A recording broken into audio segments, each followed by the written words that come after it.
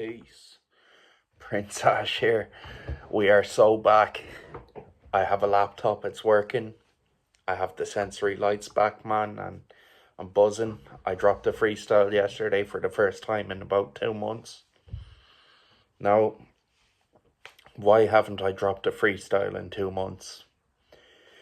Basically, I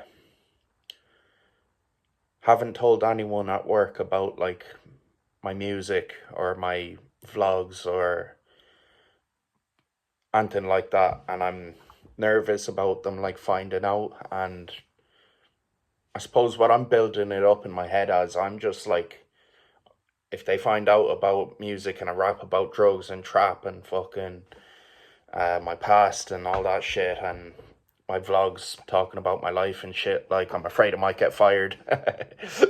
Or I might get fucking shunned at work or some shit like that. And that's why I haven't posted on TikTok, because I'm in a WhatsApp group at work, and I have my boss's number on my phone, like, and TikToks go around to like everyone's fucking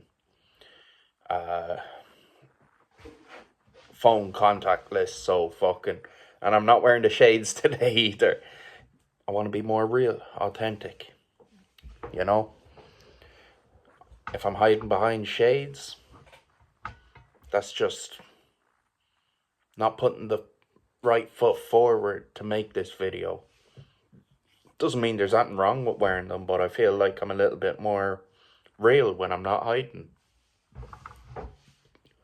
And I want to try and be more honest in my vlogs. More real, more authentic. Now, I got a video today from a fabulous friend of mine who I've known all my life. Big up you if you're watching, you know who you are. Just asking.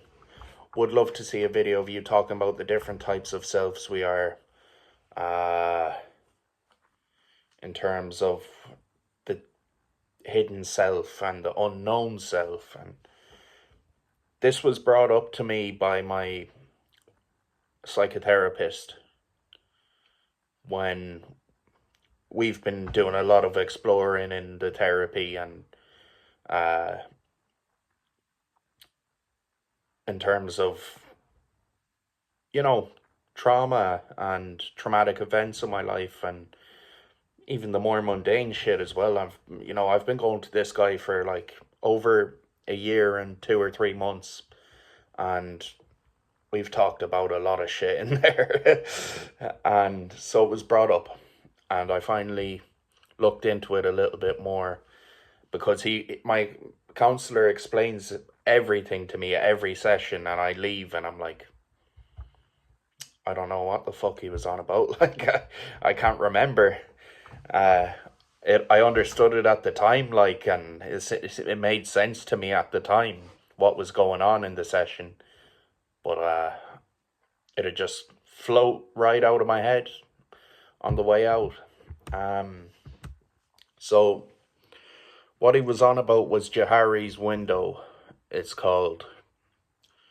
I'm assuming Johari was is a psychologist, or, you know, anyway, trivial, we're getting caught up in trivial shit. So, Johari's window, there is the known self, the open self, we'll call it. There is the unknown self. There is the blind self, and there's the hidden self. 4. Open, blind, hidden.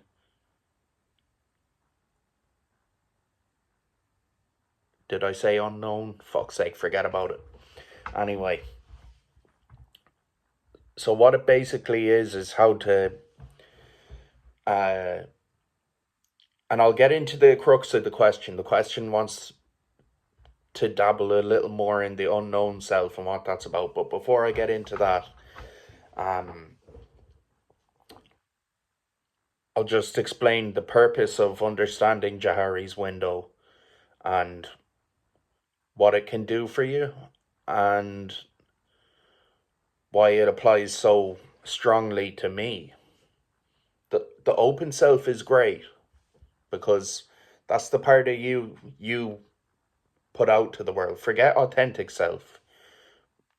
Well, actually, you know what? Open self and authentic self are the same. They're the same thing, I suppose. But take authentic out of it. It's the open self. That is what you show to the world, what you don't hide from the world, the image of yourself you put out there. When you could have a mask on, so to speak, or you might not have a mask on. Uh, but whatever way it is, it's the part of you that the world sees, that your friends sees, that your co-workers see, that your uh, family see, or whatever. Um,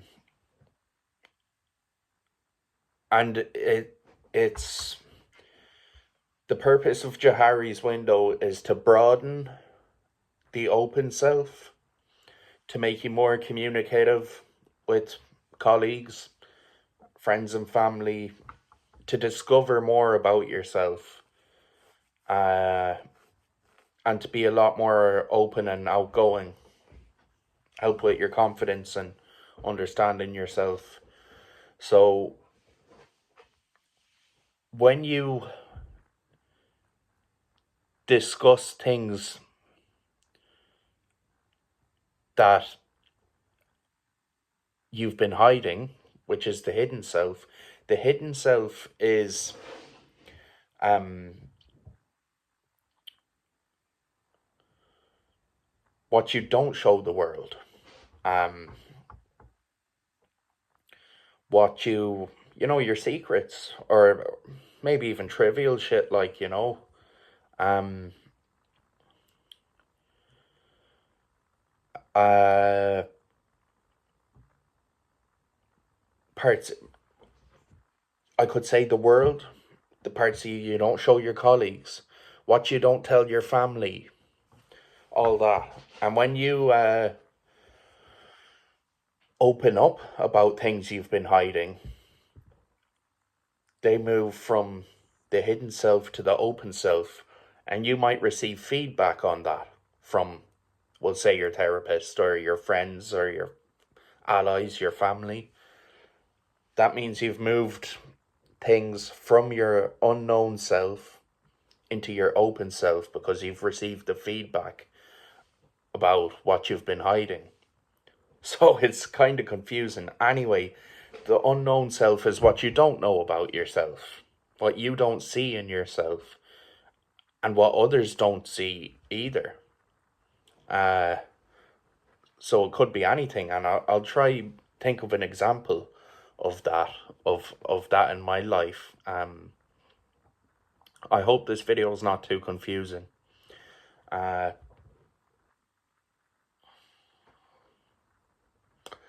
um,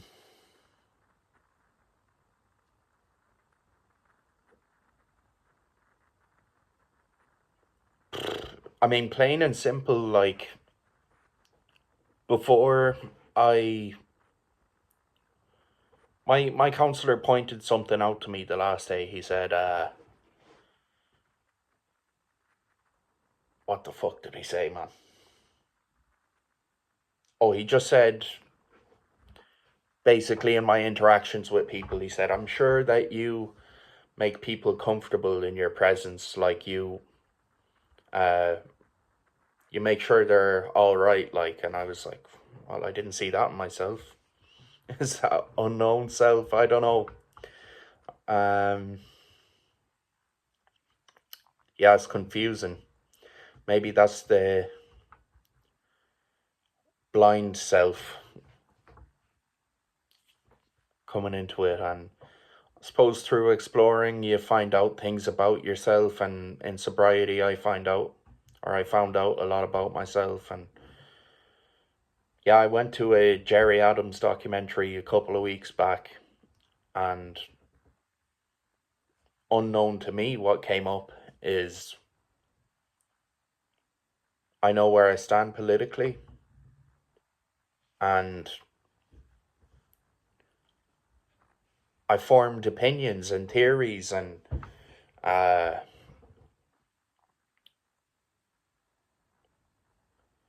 and a conception of justice, and uh,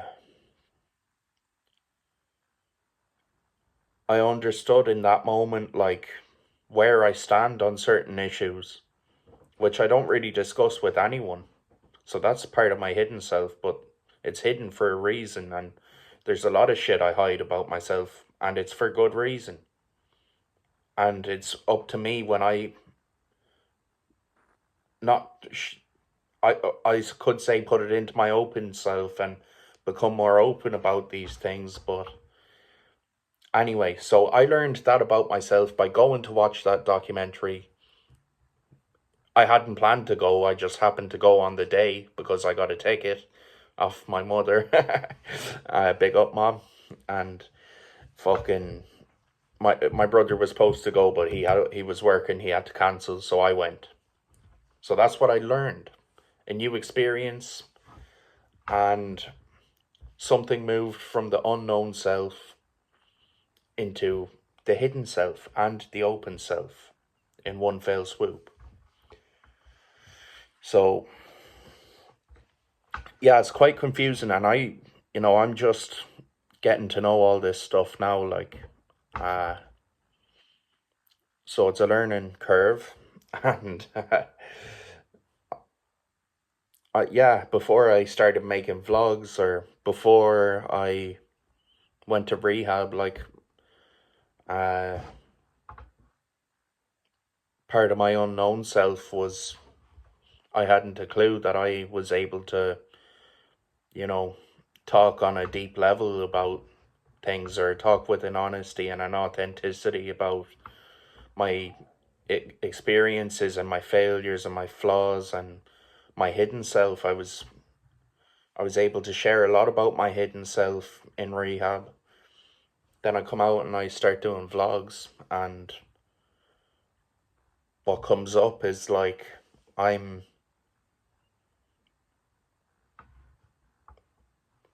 I'd like to say captivating, but that's, maybe there's a bit of ego in that, but, like, not so much captivating, but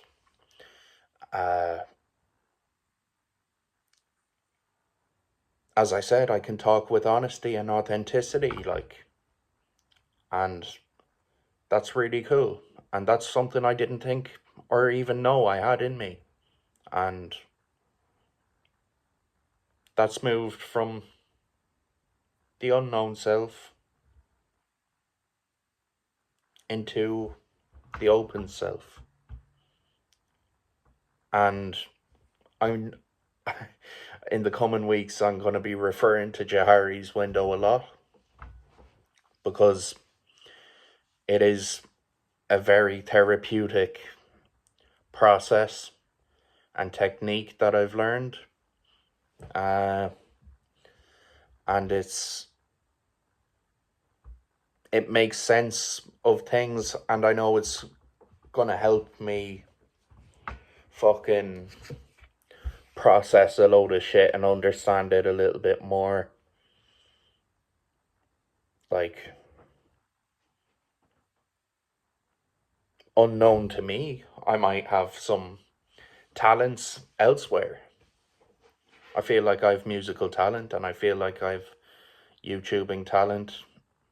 But who knows? I might discover new things about myself and move that from the unknown into the open. And I suppose I'm trying to become a bit more outgoing and open, and I think requesting feedback from people. And one thing I kind of struggle with is, like, a fear of rejection or failure, or a fear of, like, people shaming me, or myself shaming myself about mistakes and shit like that.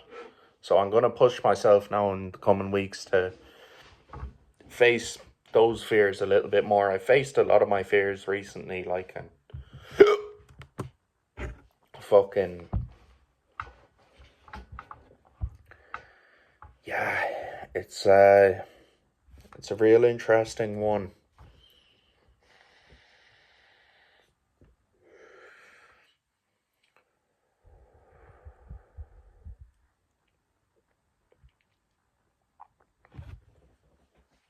Because for a long time I had so much shit hidden,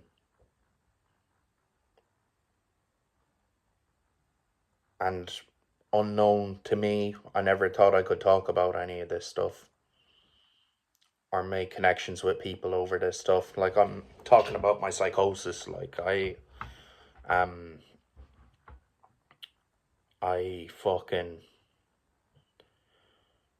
well, just as it happens, I was listening back. I checked out my video for the first time in like a long time.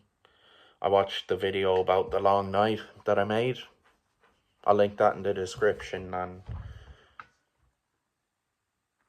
I yeah, the blind self. Looking back at it, I was blind. I was like, Jesus, I'm a really good storyteller. And I was like, I didn't see that.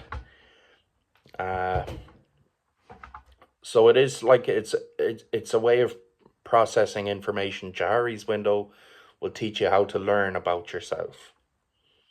Because in recovery, I always hear people say, "Oh, I'm learning so much about myself," and I'm like, "Where are you learning this, and what are you learning, and all that?" So that's a way of processing it. Anyway, let's get back to the long night. I thought it was a great video, but I was critical to myself about uh, why it seemed real, a little bit about what happened, and uh,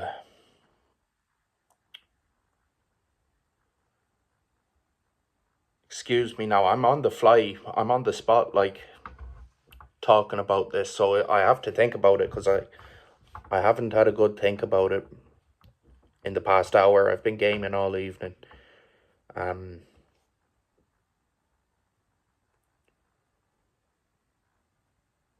Oh yeah, what happened, why it seemed real, what I was hoping for, and a little bit more context. So I did explain, like, that it was my subconscious, and that I was looking for justice for the long night. And fuck it, I'll make another video on that. I'll have a bit of a think about it, compile it. This was Johari's window Q&A. Big up the question asker.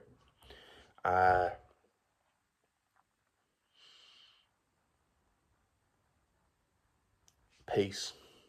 More to come, man.